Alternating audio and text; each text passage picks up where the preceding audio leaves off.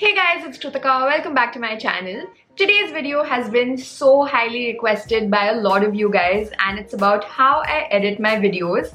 So for the longest time, I kind of resisted making this video because I didn't really know how to explain how I edit my videos, and it's a very long process. It takes me like 5 to 8 hours or sometimes like even longer to edit my videos, and to put that 8 hours down into like a 10-15 minute video is a task, but I thought I will attempt that today. And this isn't really like a very basic tutorial, so I'm gonna assume you know basics like how to import your videos, how to export your videos and stuff like that, but I'm gonna share some tricks that I use to edit and show you the whole process of how I edit my videos. So the first step to editing is to get yourself some coffee, because editing takes a very long time and you need to be caffeinated for this. Usually I'm editing late into the night, so I really need some coffee to keep me up and to keep me going. The second step is to wear something comfy. When I'm editing, you best believe this is not what I look like. So let's go change it to some comfy clothes now.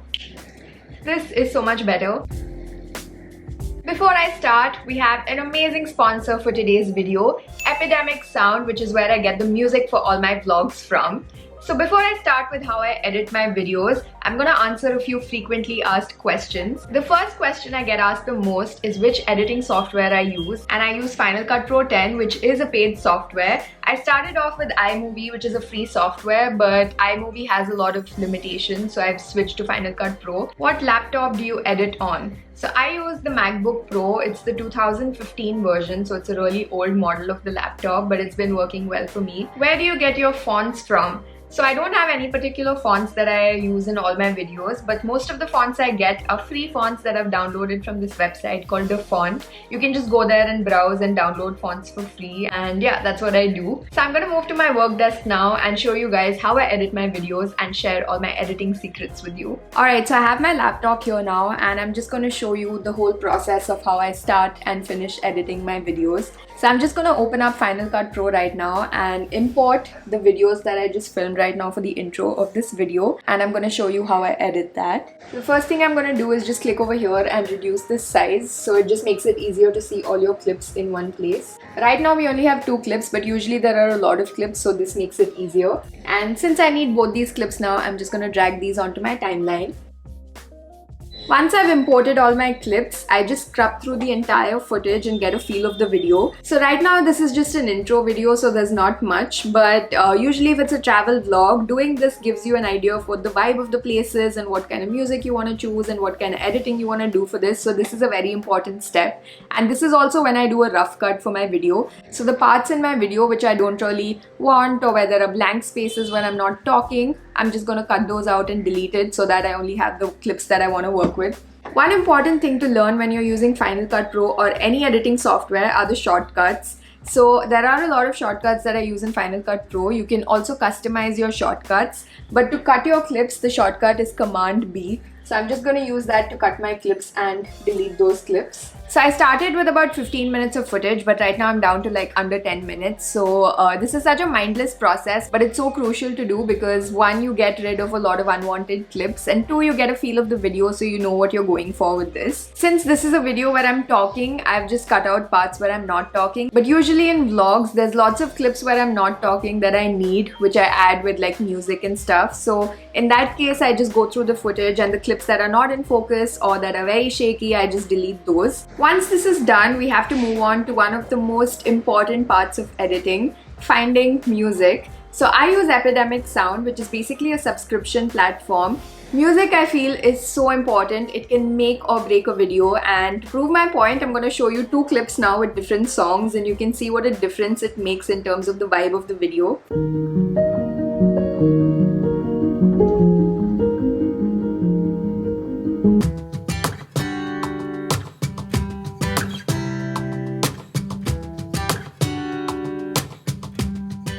Before I started using this, I would just search for copyright-free music on YouTube or look for music on SoundCloud. But the problem with this that I've realized is that a lot of times these songs, when you use them, are copyright-free. But if a record label buys rights to those songs later on, you can get a copyright claim. This has happened with me in a lot of my videos, which is why Epidemic Sound is great. I've been using this for 2 years now and I'm honestly so happy with it. They have something called the personal plan, which is for individual YouTubers. So you pay $15 a month, which is about 1,000 rupees, and you can use as many songs as you want from their website. They have an insanely large music library and it is so easy to browse for music on this. You can browse by genre or by mood. So how I look for music is that once I've figured out the feel of the video, I just go on Epidemic Sound and look for music that fits that vibe. So for example, if I'm looking for laid back music, I can go ahead and choose the genre, whether I want vocals or an instrumental track, and so on. They also have a ton of sound effects on their website. One feature I find very useful is that they allow you to download stems. So there's a different track for each instrument and the vocals from that song. So sometimes if I'm using a song with a vocal but then I'm talking, I want to get rid of that vocal because that's distracting. So in that case, I can use the stems and I can remove the vocal part of it. So that's awesome. Another feature I find very useful is the Find Similar button. So if there's a song that I really like and I want similar songs for my vlog, I can just click on the Find Similar button and it gives you a whole list of options to choose from. So if you're a YouTuber and are struggling to find good music, definitely try out Epidemic Sound. I'll leave their link in the description box below. So normally they give a 1 month free trial, but if you use my code Kritika Goel, you will get 1 additional month free. So basically 2 months of free Epidemic Sound, and whatever videos you upload during those 2 months, they will remain copyright free for life even if you choose to cancel your subscription. So definitely try it out and see if you like it for yourself. So yeah, this is how I go about looking for music. Typically my vlogs have about 5 to 6 songs, especially if the vlog covers different days. So if it's a 3-day trip, then I'll try to do 2 songs per day so that it doesn't get boring. So since this video is just a talking video and the music is just going to be a subtle thing in the background, but I'm just going to import a few travel clips just for the sake of this video and show you how I would edit that video with the music. So I've imported 5 minutes of footage and it's all just B-roll shots, which means those cinematic shots where I'm not really talking, but it's just like shots with music. So I'm gonna look for music for this now. So for this particular video, I would like to use some upbeat music because this place looks very upbeat and lively.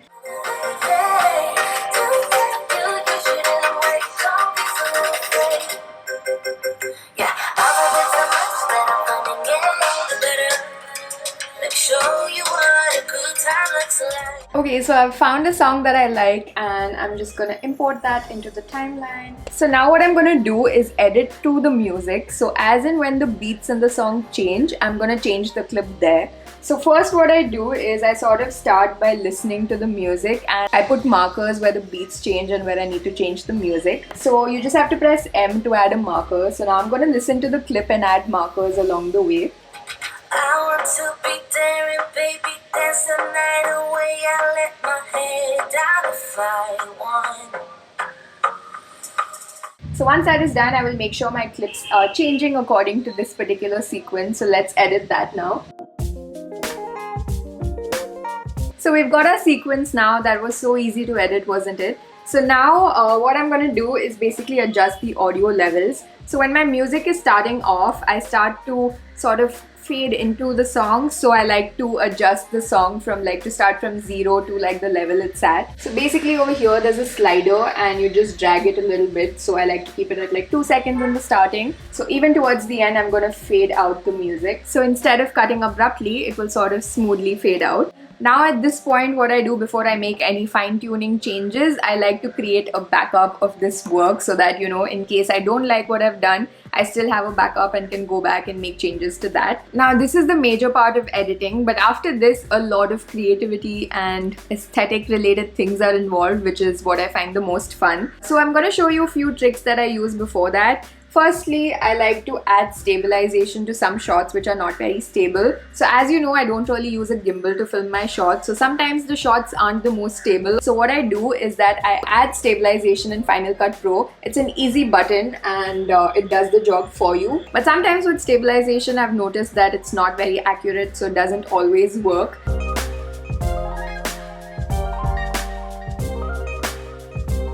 Sometimes I also do speed ramping. So what that means, it's sort of like a manual transition. Let me just show it to you actually what I do. I don't know if these are the best shots for it, but what I do is that when there's movement in two shots, I sort of try to increase the speed towards the end of one clip and towards the start of the other clip, so it looks like one clip is going into the other. So when you click R, you can sort of select one range and then increase the speed of that. So I will make it 8 times and do the same for the other clip.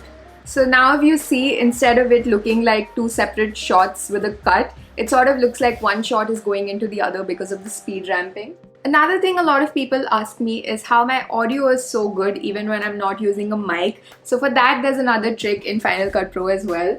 And I'm sure most editing softwares have this. So basically, you go to the volume section here and choose noise removal, which basically removes the background noise. So you can sort of play around with the percentage to see what sounds the best. But this is something I use very often. And once I'm done with this, you sort of have the basic skeleton for your video. And once that is done, I make an intro for my video. So sometimes my videos just start with, hey guys, what's up? But usually I like to add a montage at the start of the video. I basically take the best clips from the entire video and make a montage out of it, add a really nice track to it. And you don't want to show too much of each clip in the intro because then that sort of just gives away the whole video. So you want to make sure each clip is about 2-3 seconds long, not longer than that, and just do like a montage and maybe add a title or something towards the end of that montage. So that's how I do my intro. So after you do this, your video is more or less done, but there are a few things that you can do to take your video to the next level. So at this point, I will add some transitions, some effects, and do some color correction, and let's go into each of these things one by one. Final Cut Pro has a whole list of options for transitions that you can choose from, and apart from that, I've also purchased transitions from this website called Pixel Film Studios.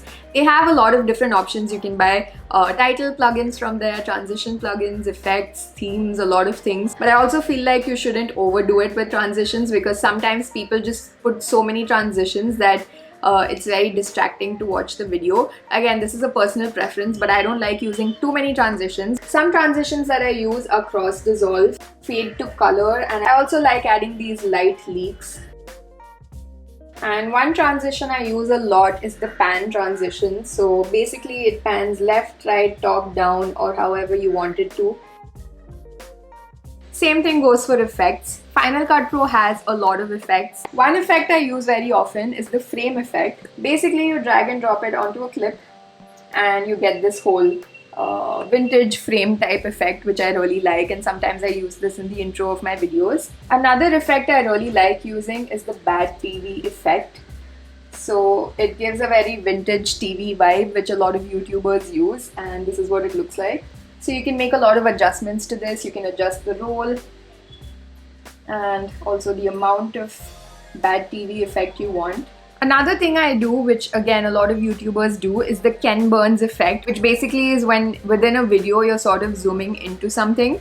So for example, in this shot, if I want to zoom into my face as I'm eating, you basically go into the crop section, click on Ken Burns, and the red border, you sort of adjust that to what you want the end frame to be, and that's about it.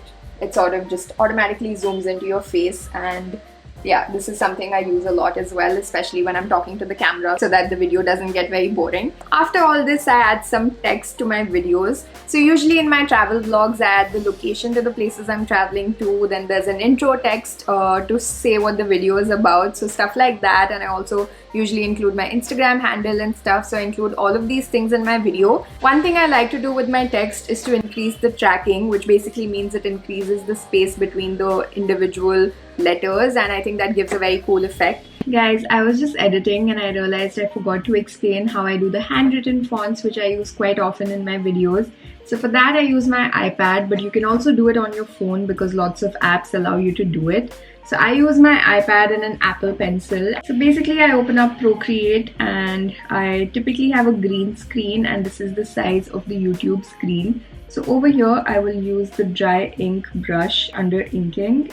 I adjust the size of the brush and then I just write whatever I want to. So once I'm done, I import this onto my MacBook and I make sure to import the PNG version. So basically the background is transparent, so you can put it on top of any of your clips and there's no background there. After all this is done, I move on to color correction, which is sort of the last step of my editing process. So for this, normally I just use the color correction options that Final Cut Pro provides and do it internally within Final Cut Pro. But I've also purchased some LUTs, which are sort of like filters that you use for pictures, but LUTs are for videos. But I don't like being dependent on LUTs, so usually now I think I try to replicate that LUT effect myself on Final Cut Pro because I think that's a good practice to have. But if you're starting out, I think LUTs are a good way to go about it. So typically I don't make any corrections to the actual clip that is there. I like to add an adjustment layer on top and make any changes to that because that's easier to work with. So I'll open up the color inspector and start off by playing with the exposure. I'll also increase the saturation a little bit to make the colors look nicer. And you can also choose the tint you want for your color. So these are kind of extreme, you don't want to do stuff like that. But I will do like a slight subtle change in color. So I haven't even done that much yet, but you can see there's a difference already. It's much brighter, the final video. Then I will go on and open up the hue saturation curves, and this is where the magic happens. So in this particular clip, I wanted to make the orange a bit brighter, basically my skin, and also the blue in the background because I think it's adding a nice color, so I wanted to saturate that more. So here's a little before and after of what the color correction looks like.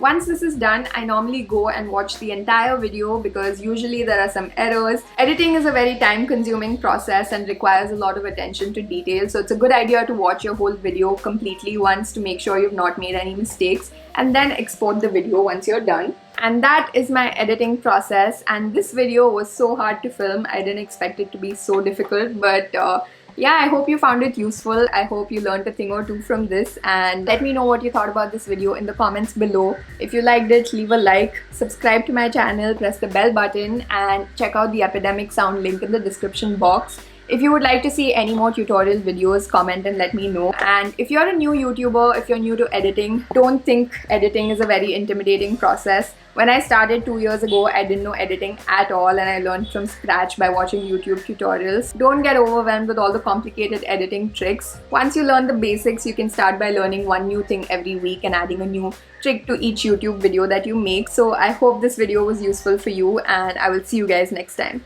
Bye!